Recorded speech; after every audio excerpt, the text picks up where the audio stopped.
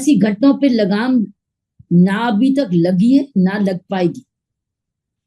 मेरी नजर में ये नहीं लगेगी, क्योंकि हमारे पास एक बड़ी एक जनरेशन ऑफ बॉयज जो लड़के बड़े होके पले हुए हैं, जिनकी कोई जिनकी ग्रोथ ठीक नहीं हुई, जिनकी पढ़ाई ठीक नहीं हुई है, ना ग्रोथ ठीक हुई है, ना उनको इंसानियत सिखाई गई है, जिम्मेवार इंसान नहीं बनाया गया है। ये घटना ना पहली है और ना ये लास्ट है, क्योंकि अभी भी हमारी जो पेरेंटिंग है बहुत डिफेक्टिव है। लड़कों के लिए बड़ी डिफेक्टिव है। लड़कियों को वो बनाते हैं कहना मानने वाली, जिम्मेवारी देने समझने वाली, नॉन वायलेंट होने वाली।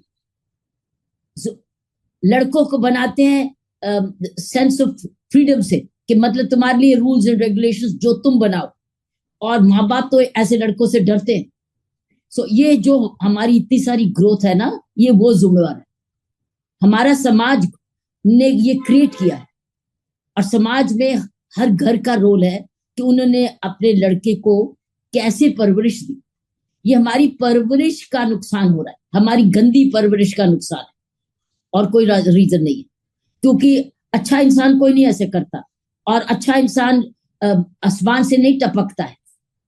वो पैदा होता है और बनाया जाता है, अच्छा पढ़ाया जाता है और समझदार बनाया जाता है, ऊपर से नहीं टपकता।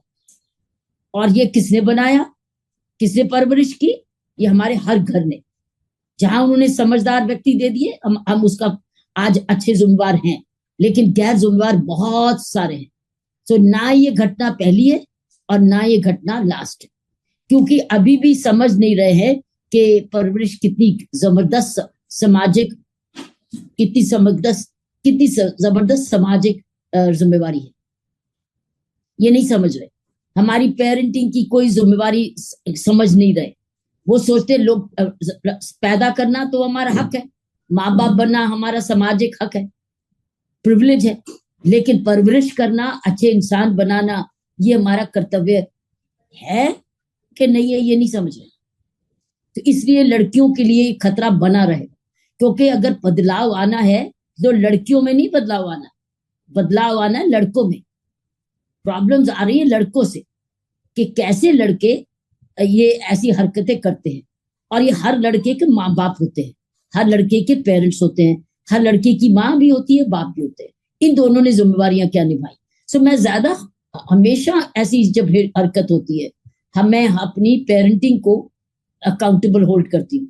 लेकिन उसके बाद दूसरी बात, कि हम भी समाज में जो पुरानी हरकतें हुई, वो उसमें जिन लोगों ने हरकत की, जिन नेग्लिजेंट लड़कों ने, इररिस्पॉन्सिबल लड़कों ने हरकत की, वो क्यों की, इसकी कोई हमारे पास जानकारी नहीं। पुलिस जानकारी की नहीं देती, साइकोलॉजिकल रिपोर्ट नहीं देती, मीडिया में ये छपती नहीं।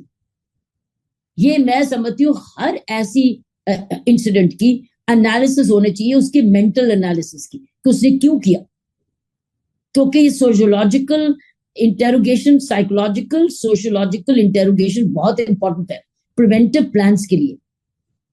सो प्रिवेंशन प्लान्स के लिए सिर्फ हम ये नहीं देख क्राइम करा और उसने अरेस्ट किया, हम ये भी देखे किसने किया, क्यों, किन हालात में, हर बैकवर्ड करें एनालिसिस कि कहां पर गलती हुई, क्यों, कहां हुई, शुरुआत में फेलियर कहां से शुरू हुआ।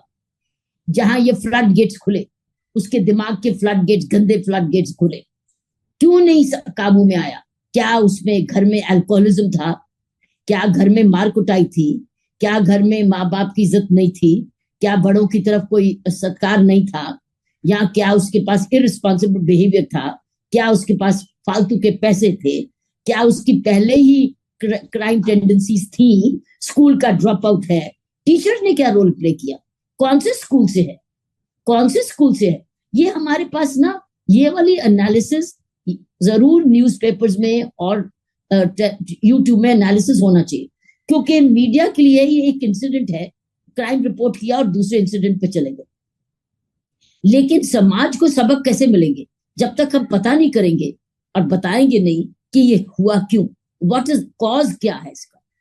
और कॉज में अगर कोई पैटर्न निकल के आता है तो समाज को पता होना चाहिए कि ये अभी से आवारागर्द है, ये आवारागर्दी के चांसेस हैं कि ये इस ऐसी हरकतों में जा सकता है। सो मैं समझती हूँ the main message is analysis उसका पास्ट कैसा था और उसका कॉज ऑफ क्राइम क्या है।